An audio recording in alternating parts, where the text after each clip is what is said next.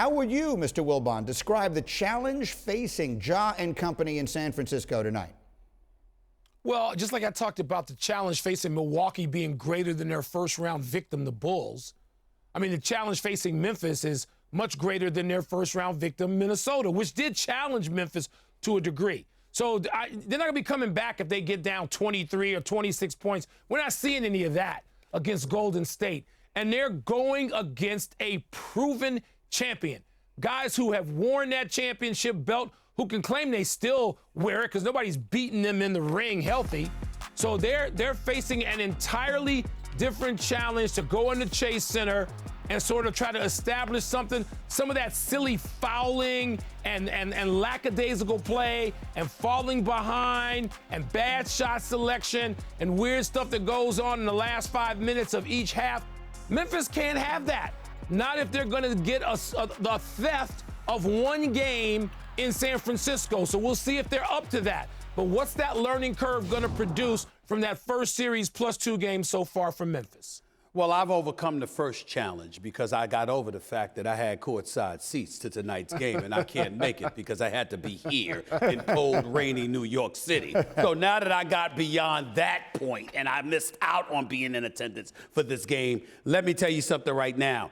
Even though Memphis has a challenge, even though they have a challenge, especially with Desmond Bane doing virtually nothing. I mean, there's an APB. I gave an APB out for Spencer Dinwiddie the other night. It's only fair that I put one out for Desmond Bane. Where the hell are you? Averaging 7 points, not shooting anything from the field. We expected a hell of a lot more from Desmond Bane, who John Morant thought should have been the comeback player of the year. And a lot of us gave him a vote, by the way, because he is a special player. But he ain't playing like that in this series thus far. But I'm going to tell you who I'm putting out the biggest APB out for, which is why the challenge may not be as immense as we think. If Klay Thompson doesn't show up, that does not help the Golden State Warriors.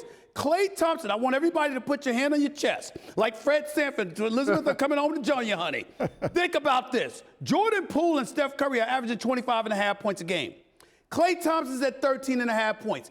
Klay Thompson is shooting 29% from the field and 22% from three-point range. This is one of the greatest shooters in the history of basketball, a 3-time champion that can't find the basket. I don't know what the hell's going on, but it needs to be fixed. And I know how much you love picking the Warriors to win it, Stephen, and yes, you're exactly right about what you said about Klay, but I'm going to talk about the other side of the ball.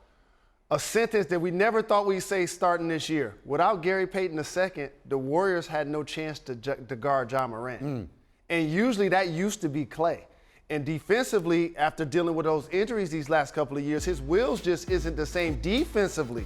So now he's not able to knock down shots offensively because they're making him work on that side. May I say something crazy to Mike Wilbon and Jalen Rose, my brothers? I got to say it. I might be far-fetched here. Let me see Wilbon on that screen. I take my chances and put Jonathan Kuminga on John Morant.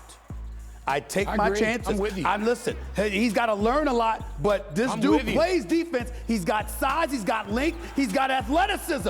Maybe that's what you need to sort of neutralize Ja, who's averaging 40. So Josh shooting 100% against Poole, 3 for 3, 6 for 10 against Klay, 60%. He struggled 7 or 20 or something against Wiggins.